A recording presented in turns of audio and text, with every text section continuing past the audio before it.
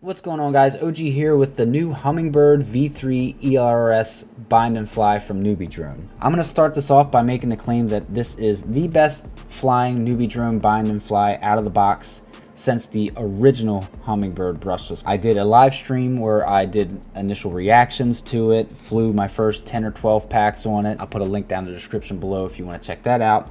But I made that claim to heads as soon as stream ended because I was super impressed with the tune and the way that it flew. All of that stuff I enjoyed. Now let's talk about the Whoop a little bit. I'll get into what I do like about it, what I don't like about it, some things I would change.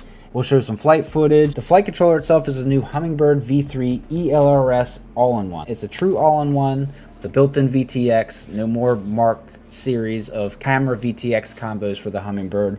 That gave us a little bit of weight savings that the Hummingbirds have never been able to get before.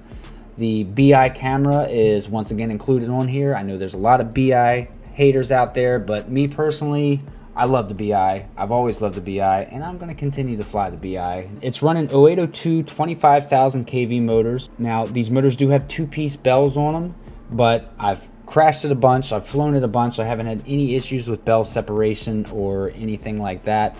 I would have liked to see an 0702 option on here just for the lightweight 65mm build, but like I said, these motors flew great and I didn't have any issues with power or anything like that. It's running the tried and true NewBeeDrone ASI props. It's got the tri-blades on there.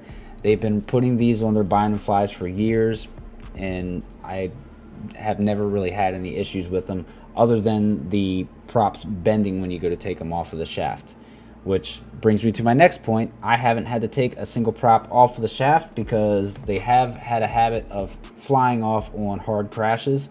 I think I've had one prop from each motor fly off. I've went through my spare set of props that NewBeeDrone sent me, but that's really not the end of the world. Just a second to put a new prop on there and you're back in the air. One thing I do need to point out is the version of BlueJay ESC Firmware that this was shipping with, I'm not sure if it still is, was causing some issues with overheating and potential fire hazards. I'm pretty sure most of the newer bind and flies are shipping with a different version, but there is instructions from NewBeeDrone on how to update and reflash your ESCs to the correct version so that you don't have to worry about that. I'll leave a link down in the description below. You can check that out. The biggest issue that I've had with this, and it's the same issue that I had with the previous Hummingbird, the V2, is the OSD.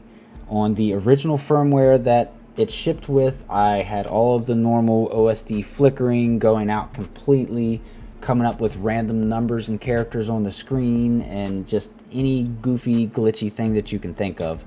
After I updated to the firmware that NewBeeDrone released after the release of this Whoop, that seemed to help most of the problems. I still had a few little numbers pop up every once in a while after I turtle mode or something like that.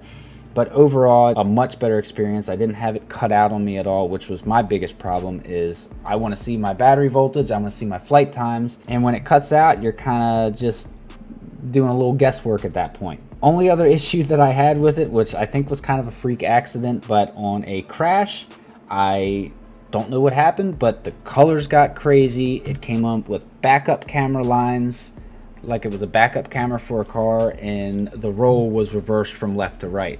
Super strange. I've never seen that happen before, but I threw a new BI camera on there and it was just fine.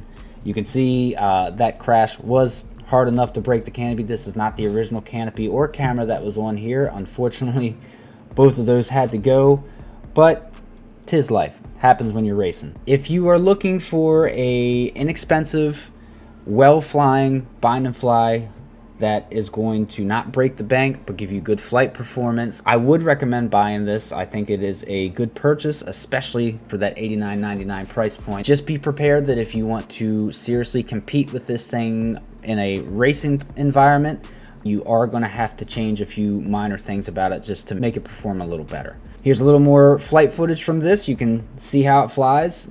Take a look for yourself. Thanks for stopping by, guys. Peace.